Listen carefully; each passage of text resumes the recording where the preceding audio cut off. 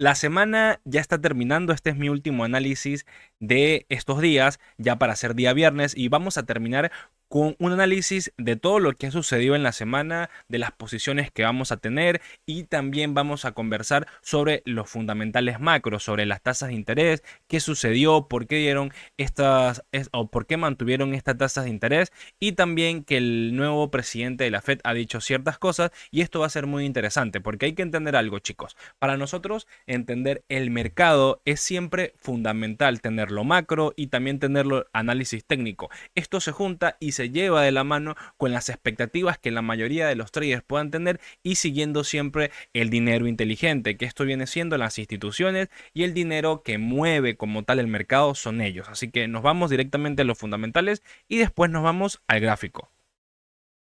Ahora sí, viendo acá el gráfico de los fundamentales o del calendario económico de Investing, yo solamente veo para mis operativas, porque opero el mercado americano, solamente me gusta estar pendiente de los fundamentales de Estados Unidos, valga la redundancia, chicos. Entonces, ¿qué es lo que estoy buscando acá o qué es lo que veo? Siempre reviso toda la semana. Esta semana solamente hubieron 2 días de alto impacto, el miércoles y el jueves. Entonces, las noticias de alto impacto siempre son importantes porque son en realidad las que mueven el mercado. Si ustedes entienden esto, van a avanzar muchísimo y es muy importante entender qué es lo que está haciendo. Lo único que no veo es el petróleo porque esto es ya el tema de los inventarios de petróleo afectan netamente al WTI o al Brent, pero ya eso es otro tema que tenemos que tocar. Lo más importante que ha pasado es el tema de la decisión de los tipos de interés. Han mantenido las tasas de interés. Como bien saben, si ya se los he mencionado anteriormente a mi comunidad y pronto lo voy a empezar a tocar más a fondo en estos análisis, es que la inflación en Estados Unidos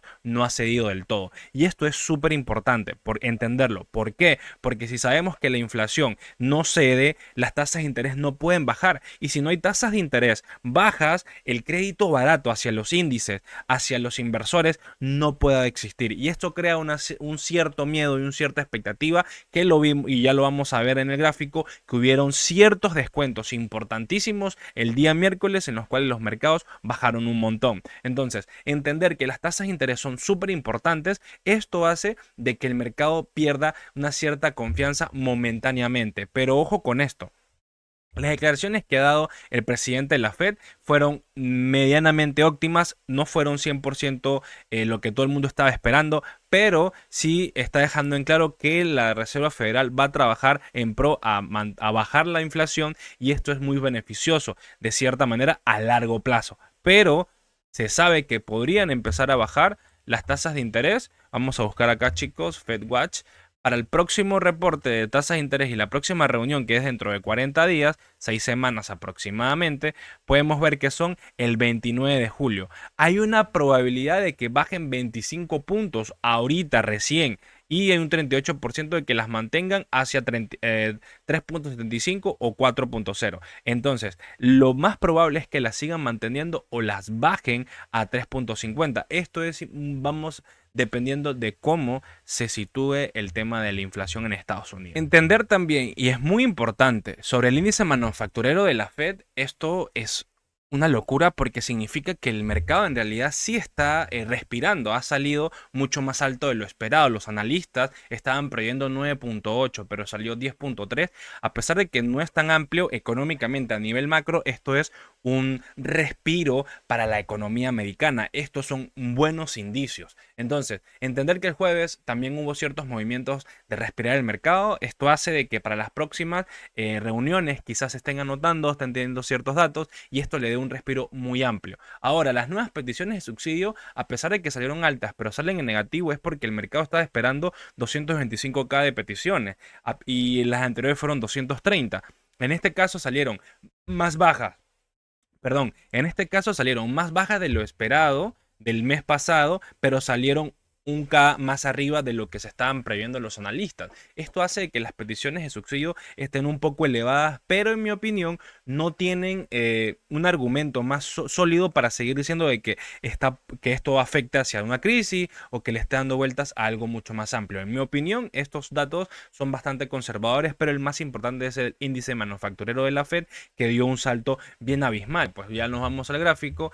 Vamos a quitarle todo esto y voy a empezar con el dólar porque es muy importante que veamos el dólar y le voy a colocar todo lo que yo tengo aquí para que ustedes puedan ver. Y es muy importante y me voy con el dólar. ¿Qué pasó?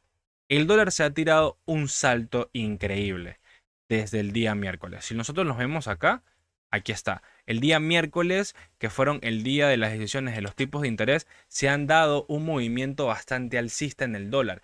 ¿Qué significa esto, chicos? Y para mí es súper importante que ustedes lo entiendan. Si ustedes no entienden esto, vamos a perder o van a empezar a perder muchísimo dinero. A lo que las tasas de interés se mantienen, el crédito se hace más accesible a la hora de pagar intereses en un banco. Es decir, que el dólar agarra fuerza. Mientras las tasas de interés se mantengan o haya expectativas de que pueden subir, hacen que el dólar sea un refugio en este momento. Si nos vamos a la gráfica del dólar, del oro, vamos a ver ciertas proyecciones importantes. Por ejemplo, acá en la parte derecha del gráfico, vemos que ese día el oro, el día 19, 17, aquí está. 17.6, 19, 17.6. Ah, perdón, es que en la diaria tenía en minutos. Ahora sí, aquí lo podemos ver. Podemos observar esta caída en realidad del día 17. Aquí está, el oro ha retrocedido básicamente bastante. Y esto nos deja algo bien claro que siempre se los repito, la divergencia del precio es muy importante. Cuando nosotros entendamos esta divergencia, ustedes también van a entender y van a buscar este tipo de datos para comparar siempre. Si el dólar es el activo contrario que le causa cierta divergencia al oro, si el dólar agarra fuerza, obvio que el dólar va a recoger. En este momento, como se está planteando la economía, el dólar pierde un poco el atractivo de refugio. No quiere decir que no siga siendo refugio, pero a nivel macroeconómico, en los pocos días, el dólar puede agarrar mucho más fuerza. Esto hace que el oro tenga una presión bajista. Y sí, son momentos de vivir por short, porque ha cerrado el imbalance que tuvo de la apertura del día domingo y sigue y continúa bajando. En mi opinión, y ya lo voy a colocar en este otro gráfico, el oro, chicos, va a buscar este mínimo de acá, los 3.926 aproximadamente hasta los 3.854. Ese es un rango de liquidez bien fuerte del oro que lo tiene que pisar. Si todo sigue y el dólar sigue subiendo y sigue creando expectativas y sigue la rotación de capital va hacia el dólar, el oro puede venir acá. Y es lo que nos está mostrando el gráfico, literalmente. El gráfico nos muestra esto aquí. Aquí hay un cúmulo de liquidez y hay un vacío en esta zona. Si revienta, probablemente veamos un retroceso un poco más agresivo hasta los 3.373 por onza de oro. Esto no significa que el oro a largo plazo no tenga valor. En mi opinión es que cada de estos retrocesos es para comprar a nivel de swing y que lo tengamos claro, pero son los niveles que tenemos que tener en cuenta para buscar short. Es decir, que todo lo que suba ahorita, ya que me voy en una gráfica de una hora en el oro, para que ustedes puedan ver, todo lo que suba, en mi opinión, si le colocamos las EMAs, para tener un poco de la línea tendencial, que es lo que me gusta a mí, por ejemplo. Ah, no, ese es el VWAP, perdón. Si vemos las líneas tendenciales en una hora, que es un análisis un poco más macro, más de 8 a 12 horas lo que se puede dar en el análisis, el oro se encuentra bastante bajista. Todas las EMA 20, 50 y 200 están por la parte alta de las velas y no la está rompiendo con fuerza. Si el oro llega a este punto, que es EMA 50, que es una pared tendencial, que es justamente donde estaba el gap, en mi opinión acá, y lo voy a poner como liquidez de shorts, estos son puntos en donde el precio puede venir y podemos buscar nuevos apalancamientos para meternos en unas ventas. O sea, yo diría que acá puede ser un buen punto para entrar, o mejor el punto que está aquí arriba, este punto de acá, y sería una muy buena entrada en el oro en el largo plazo para tradearlo, no scalping, sino esperarlo con firmeza e irnos hacia el mínimo anterior, que es un muy buen trade sería. Entonces, entendiendo esto, que también sería que toque la EMA 200, se agote, se debilite, porque la liquidez acá está muy fuerte, es en estos rangos de acá. O sea, probablemente ni siquiera llegue a ese punto, pero también puede llegar al punto de los 4.233, que es un buen punto donde puede haber una reacción y aquí los vendedores vuelvan a atacar el oro hacia bastantes ventas, pero todo va a depender de la divergencia que tenga con el dólar. Si el dólar sigue teniendo un crecimiento bastante óptimo, vamos a ver cierta reducción del precio en el oro. Viendo esto en un análisis mucho más contundente, ¿no? En un análisis en el cual nosotros tenemos que tener en cuenta que estoy haciendo un análisis para los próximos días y muy largoplacista medianamente, no un mes, 2 meses, sino por cada semana, 3, 4 días viene siendo este análisis. Ahora, ¿qué puede pasar, por ejemplo, con los índices? Y nos vamos al Nasdaq también, al micro Nasdaq, que normalmente para CFS es el NAS 100. Voy a analizar el NAS 100. ¿Qué vemos acá en el Nasdaq? El Nasdaq el día 17 sufrió una caída también bastante abrumadora. Fue una caída, si no me equivoco, de un 1%, bastante agresiva. Cayó 500 puntos, 1,82%. Son una caída normal en el Nasdaq. Otros días con el antiguo presidente de la Fed, esto hubiese sido una caída abrumadora. ¿Qué estoy esperando para buscar acá en el Nasdaq? Yo opero futuro, chico, el Nasdaq. Y entonces voy a hablar del nuevo contrato, que es este, el MNQU del 2026, y en una hora. Hoy tuve compras, salí en positivo, justamente haciendo scalping, por así decirlo, temporalidades de 5 minutos. Hemos tenido ciertos movimientos muy buenos a pesar de que hoy es feriado y no hemos tenido mucha volatilidad, pero el precio se empezó a despegar. Aquí fueron mis entradas. Fue una entrada aquí.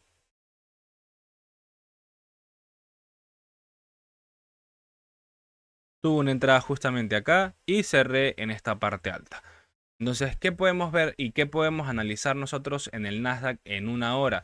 Lo que podemos ver en el Nasdaq en una hora es bastante, es muy evidente en realidad. Para mí el Nasdaq tiene ciertos niveles que tiene que venir a buscar. Si nos vemos en una hora, este punto de liquidez psicológica de los 30.552 es un punto de quiebre en donde el Nasdaq, mira, si vemos, y eso es lo que ustedes tienen que ver, el precio nos dice todo a la izquierda del gráfico. Yo no puedo saber qué va a pasar a la derecha jamás. Si yo me voy a la izquierda y sigo avanzando la línea tendencial que estoy marcando, que puede ser como una resistencia, vemos que este punto de acá es un punto en donde el precio ha reaccionado anteriormente y no ha dejado un antecedente. Entonces, este antecedente que se ve aquí, que es muy importante y lo voy a colocar como una liquidez de long, puede venir y puede el precio venir a buscarlo nuevamente, que vienen siendo los 30.000, entre los 30.558 y los 30.517, unos alrededor de unos 60 puntos aproximadamente, en donde antiguamente, antes de que reventara nuevamente el día de ayer, por las expectativas que hubo el día jueves del el manufacturero de la FED, del índice manufacturero y también las peticiones de subsidio, esto hizo que hubiera un alza de precios porque hay una cierta confianza de que se está alivianando. Recuerden que las tecnológicas se alimentan de las expectativas del crédito barato. Si a futuro hay una expectativa, podamos ver un movimiento alcista hasta esas fechas y ver cómo se comporta el mercado. Ahora, ¿qué es lo que veo yo aquí? Estos puntos estructurales. Si yo me voy directamente y coloco mis EMAs y coloco el VWAP, para ver, el VWAP y las EMAs están por debajo de la tendencia. Pero hay algo que a mí no me gusta, chicos, que es el patrón que está formando el Nasdaq en este punto. Está teniendo un patrón de, se puede decir que es un doble piso, yo lo veo como un patrón M. Para mí visualmente es más fácil verlo de esa manera para yo poder tener probablemente el Nasdaq y venga a buscar mínimos. Entonces, yo veo este punto a largo plazo. ¿Y por qué lo veo como un patrón M? Porque es un doble clásico, doble techo estructural. Entonces, al yo verlo como una M en mi mente, lo que hago y lo que siempre les digo que es verlo visualmente y yo entenderlo. Entenderlo de que va a ser mucho más fácil que yo me acuerde de este patrón. Y este patrón, si vemos a la izquierda del gráfico, siempre tiende a caer. Cuando ustedes vean ese tipo de patrón en el Nasdaq, siempre va a tener ciertos movimientos similares. Aquí lo podemos ver. Mira, aquí vemos una M que puede ser un doble techo, reacciona en este punto de liquidez y él vuelve a caer. Aquí nosotros tomamos ventas. También donde podemos seguir viendo este punto de entrada. Normalmente se da después de una caída agresiva en las ciertas recuperaciones. Argumentándolo de esa manera, a mí me gusta muchísimo. Es un patrón que yo busco bastante a la hora de hacer trading.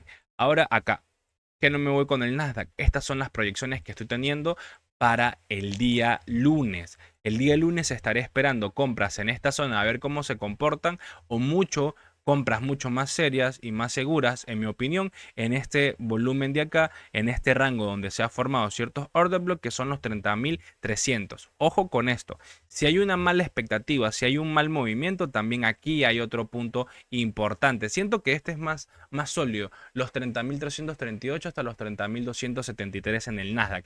Si rompe la próxima parada, puede ser entonces aquí estructuralmente para esperarlo con tranquilidad. Acá sí sería un punto en donde el Nasdaq puede tener muchísima fuerza. Si nosotros nos vamos, por ejemplo, al Open Interest, que es muy importante, yo siempre lo estoy mirando. Siempre estoy mirando el Open Interest, chicos. ¿Por qué? Porque ahí es donde está el contrato de las opciones del CME, donde las instituciones también están trabajando, están colocando a largo plazo y es como lo que vemos en cripto, ¿no? El mapa de interés de cripto y para mí es muy importante porque nos dice dónde se están situando ciertas posiciones. Yo opero el Nasdaq en futuros y me gusta verlo diariamente. Si yo lo pongo acá en 50 para verlos en la cantidad de contratos y strikes, nos dicen que el Nasdaq estamos ahorita en los 30.651, 30.651, 650, que nos indica acá que los call, que son los contratos en compra, están superando, por ejemplo, los 30.500. Hay una zona de alta demanda de contratos en compra. Ahí es en donde el precio puede rebotar con muchísima fuerza. Entonces, tener muy mapeado, mira, son 831 contratos que van a vencer dentro de 3 días, o sea, probablemente para el día lunes. Si vemos también acá a largo plazo, de aquí a 28 días, en esta zona, en los 30.425, también 729 contratos que se van a expirar. Pero aquí está la barrera más fuerte. Puede que llegue barra, porque puede barrer un montón hasta esta zona y después tener hasta los 30.280 como estábamos hablando, y después de ahí pueden tener una reacción al alza agresiva, porque a largo plazo, mira, el Nasdaq está apuntando hacia los 31.000 dólares en el largo plazo de aquí a 28 días. Entonces, seguir este mapa de liquidez nos va a ayudar muchísimo. También podríamos ver a nivel del CME qué es lo que está haciendo, por ejemplo, el oro. A ver, los metales, gold. Vemos que el oro, sí, mira, está fuertísimo el oro. De aquí a 249 días, 39 días, el oro siempre lo ven mucho más a largo plazo, pero por ejemplo, los 4.100, nos vamos al oro rapidito para ver este tema de los contratos, 4.155, 4.155, aquí, en los 4.150, mira la cantidad de contratos hay. Ahorita están ganando las ventas, los puts, hay 2.666 de aquí a 39 días de que el precio de ahí para abajo es pura venta. Entendiendo que las instituciones, los grandes ballenas están situando esto a largo plazo en ventas, ellos no van a perder dinero. Entonces puede fluctuar, pero probablemente siga subiendo para llenarse más de liquidez. ¿Por qué? Porque aquí mismo en los 4.100 siguen habiendo 2.116 y los 4.200 siguen ganando las ventas. En 4.250 siguen ganando las ventas fuertemente. Entonces vemos que el oro se está empezando a posicionar en venta desde hace varios días. Por ejemplo, los 4.400, mucho más arriba donde empezó a desplomarse, eran alrededor de 4.558 contratos en venta que vencen cuando vencen de aquí a 6 días. Entonces, viendo esto, nos sitúa para tener un comportamiento y qué hacer dentro del mercado para buscar posiciones. Si la tendencia a largo plazo, en este caso el oro, sigue siendo bajista, vamos a buscar ventas. Si nos vamos para cambiar de gráfico, también un análisis, una síntesis de análisis, vamos a ver cómo se comporta, por ejemplo, Bitcoin en el CME. Y lo podemos ver que en el largo plazo, en el corto plazo casi no hay nada, pero en el largo plazo, en el precio que está ahora Bitcoin, estamos en los 62.000 dólares, aproximadamente en los 60.000 hay 167 contratos, pero hay más contratos aquí abajo, en los 37.000, 40.000 dólares, pendiente con esto. Esto es muy importante, quizás de aquí a 180 días estos contratos se empiecen a activar. Y esto es muy importante para verlo. ¿Y por qué veo estos contratos? Porque son áreas de liquidez que lo que me dicen a mí es en dónde se están suitando. Normalmente, si vemos en el área del CME, no hay tantos contratos en Bitcoin como suele haber en el Nasdaq o en el oro. Eso significaría el peso que tienen el Nasdaq y el oro dentro del mercado institucional. Pero también viendo este tema de las opciones, no podemos mapear que los 50.000 está bien fuerte y solamente hay protección de venta, no hay compras. Vamos a ver cómo se comporta la próxima semana si empiezan a agregar. Pero justamente en el precio que estamos acá en Bitcoin.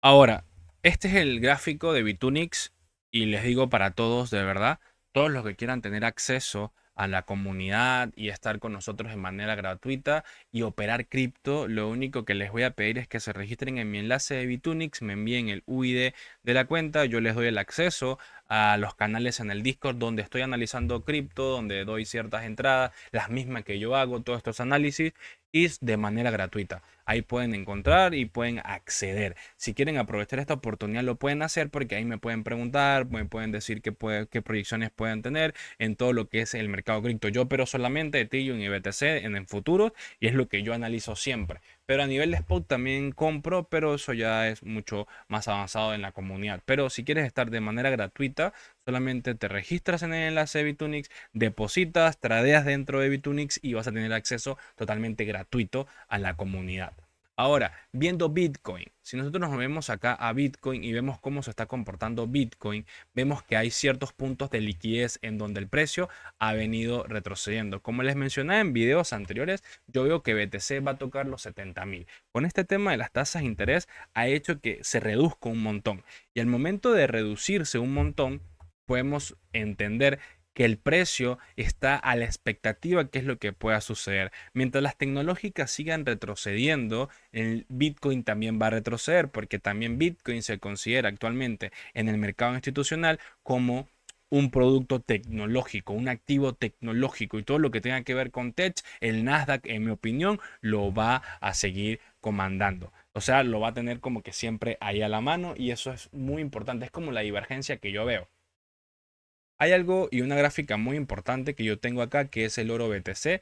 Y yo les pongo la gráfica del oro BTC ¿y por qué esta gráfica funciona? A mí lo que me ayuda y si yo lo veo a largo plazo, lo que hace es que si veo la gráfica de que el oro está perdiendo cierto valor con Bitcoin, significa que Bitcoin está agarrando mucho más fuerza. Si Bitcoin empieza, si esta gráfica que vemos acá empieza a retroceder, quiere decir que hemos tenido explosión en el precio de Bitcoin. ¿Qué es lo que yo opino? Acá en esta gráfica estamos viendo que Bitcoin aquí se encuentra en una zona de liquidez,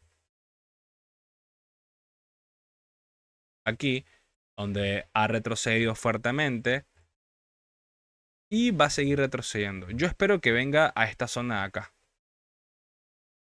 Esto sería de que Bitcoin, si vemos, este es a partir del 19.1 del 2026 en la diaria, cuando Bitcoin empezó a caer desde sus últimos máximos de hace pocos meses. Entonces, ¿qué es lo que veo? Aquí es un punto de alta demanda. Ojo, ojo, que no digo que puede llegar aquí, porque si llega a estos precios, sería que Bitcoin va otra vez a máximo.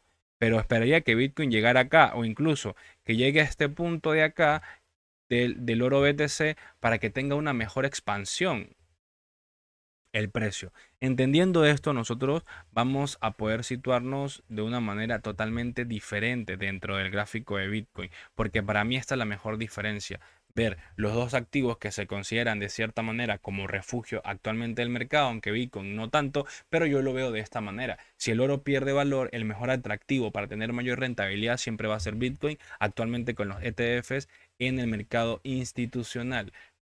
Entonces, chicos, teniendo esto, ahora sí vuelvo a la gráfica de Bitcoin y estoy viendo qué es lo que puede suceder. Hoy voy a revisar ciertos activos. Voy a hablar un poco más de Ethereum, de Avalanche, de NIAR, de Solana, de Ondo, ¿sí? De Aave, de Tita, de BNB, qué es lo que pueda suceder. Wow, BNB ha retrocedido un montón. Ahora, ¿qué es lo que estoy viendo acá?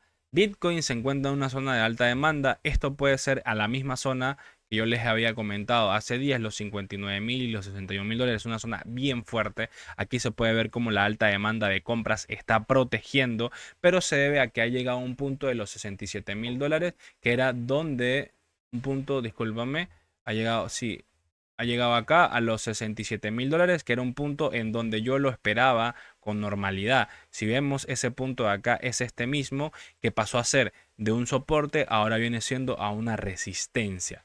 Ahora, el punto clave de todo esto en la diaria de Bitcoin, y esto es largo plazista, Bitcoin debe seguir subiendo. Y ojo que está haciendo un patrón también alcista. Vean esto. Recuerden el patrón M, a mí me gusta el patrón inverso, normalmente un doble suelo para continuar subiendo. Pero este patrón doble piso o W, que para mí visualmente es mucho más fácil verlo, no digo que así se llame, ¿no? No vayan a ponerse intensos con eso. Pero para mí es importantísimo que lo veo así para que se haga mucho más fácil. Si este patrón rompe, va a volver a tocar esta zona de alta demanda. Vean cómo la liquidez se centra acá. Si él rompe, va a buscar fácilmente los 77.000, 80.000 dólares. Porque la liquidez es la que habla en Bitcoin. Sobre todo en Bitcoin habla muchísimo de eso. Si entendemos esta proyección a largo plazo, podemos entender que el precio estaría buscando nuevos máximos de los últimos que ha venido teniendo. Si BTC no respeta esta zona, mira que esta es una zona de alta demanda, para mí BTC lo veríamos fácilmente en los 50.000 dólares o quizás mucho más abajo en los 38.000, que es lo que vimos anteriormente en el CME, donde están esperando órdenes de opciones institucionales. Así que muy pendiente. ¿Y qué pasa con este punto de acá en el largo plazo de Bitcoin? Que puede llegar los 38.000 a 37.000 dólares. Es que Bitcoin en esta zona ha sido en el 2024 donde los ETFs han comprado muchísimo dinero, o sea, en las instituciones. BlackRock, Vanguard, Banet, Fidelity han comprado muchos Bitcoin aquí. Y aquí se nota que cuando se empieza a llegar a este punto, Bitcoin empieza a tener una reacción muy interesante. Lo mismo va a pasar con Ethereum. Si yo me voy a Ethereum, Ethereum también está reaccionando en una zona de alta demanda. Y si ven, yo tengo bastantes puntos acá en donde yo voy mapeando y voy estudiando. Ethereum también se encuentra en una zona de bajista porque va a seguir a lo que haga BTC. Entonces, analizarte las demás altcoins, literalmente lo que va a hacer es que si BTC sigue retrocediendo, ellas también lo van a hacer. Si vemos Avalanche, también está en una caída. Y ojo con Avalanche. Ojo que a nivel de spot, para mí está en un nivel de compra brutal. Esta es una de las redes y uno de los proyectos que yo más fe le tengo y está llegando casi que a sus mínimos del 2020, o sea, desde hace 6 años.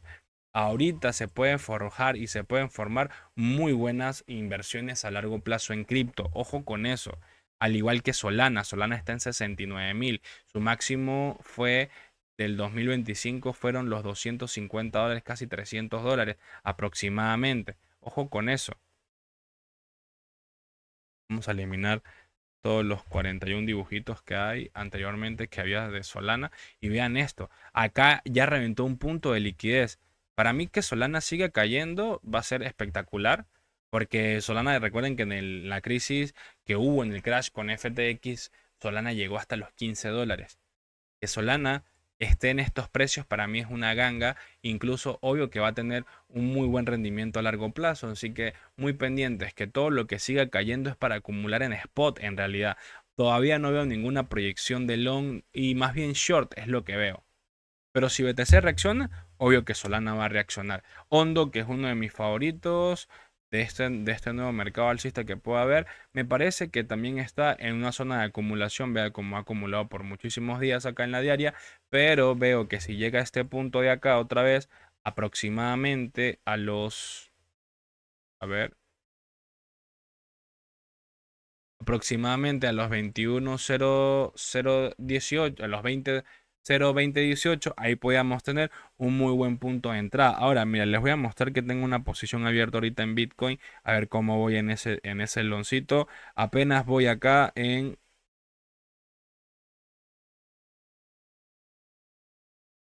Sí, voy un 25,30%, así voy.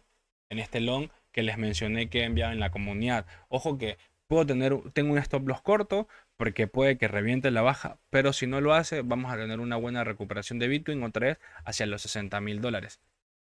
66.000 dólares, perdón.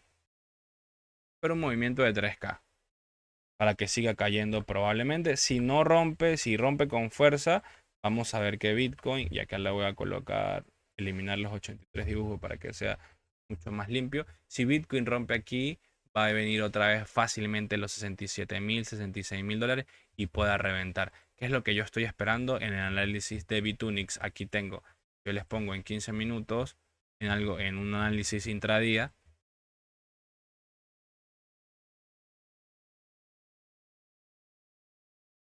vemos que sí está reaccionando bien, vean. Yo entré aquí, donde está marcado esto, pero ahora lo puedo mover un poquito más para que se vea mejor, ¿no? Así. Para mí el precio llega a 63.000 y 64.000 fácilmente. Ahora vamos a ver cómo está el Total 2, el Total 3, que es lo que alimenta las altcoins. El Total 2 es de Ethereum para abajo. En la diaria es importante verlo. Aquí es donde se ve la zona de acumulación en realidad institucional a la hora de ver si sube o no. Mira que este recuadro que yo tengo aquí es una zona de acumulación. Lo tocó y vuelve a subir. Sí podemos ver una proyección. Si el mercado vuelve a tomar fuerza, y aquí vemos que sí están bien posicionados los longs y a la hora del mercado del Total 2, podemos ver una recuperación fácilmente hasta este punto, 1.3 trillones, y esto haría que las altcoins subieran, sobre todo Ethereum. Si nos vamos al Total 2, que son todas las altcoins sacando Ethereum, vemos que también está en el mismo punto de acumulación. Ojo, estos son un análisis que yo tengo a largo plazo, vean. Yo esperaba este movimiento de expansión y aquí lo tengo. Tenemos el máximo del 2021 y no lo logró romper. Sí lo rompió con un poquito de fuerza, pero no tanto. Si rompe este rango, vemos un crecimiento exponencial. Yo estoy esperando a nivel de crecimiento de este mismo movimiento que tuvo desde aquí de expansión a que haga este mismo movimiento. Todavía, en mi opinión, no ha habido un bull market, ¿sí? Lo que pasó con Bitcoin fue que el dólar estaba cayendo por el tema de que han bajado las tasas de interés, ha pedido fuerza como refugio y a nivel de paridad, obvio que BTC se vio beneficiado. Eso fue lo que pasó, en mi opinión, estos últimos 2 años, que BTC llegó a sus máximos históricos. Todavía no hemos tenido un buen bull market como se debe debido a cómo se ve la rotación de liquidez en todos estos puntos. Entonces, tener mucha paciencia, siempre ver que todo lo que caiga altcoins serias, no memes, la única que recomendaría y no es un que yo compraría, pero no es una recomendación de inversión, sería Pepe, que Pepe me parece que tiene una muy buena comunidad, porque es una comunidad de Ethereum antigua, son los verdaderos frikis de Ethereum, por así decirlo, y eso tomaría un muy buen rendimiento a largo plazo. Así que chicos, espero que les haya gustado esto, espero que les haya gustado el análisis, lo que estoy pensando del mercado y lo que puede suceder, y nos vemos en el próximo video del día martes para ver cómo se va comportando el mercado el lunes, así tenemos una mejor proyección. Así que nos estamos viendo en el siguiente video. Dejen en los comentarios todo lo que ustedes quieran saber. Es muy importante eso, que ustedes me digan qué quieren tener en los comentarios. Así que dejen en los comentarios qué activo quieren que les analice, bien sea Forex, bien sea metales, índices, cripto, y que quieren que hablemos en el próximo video. Así que los estaré viendo el día martes nuevamente. Saludos chicos y feliz fin de semana.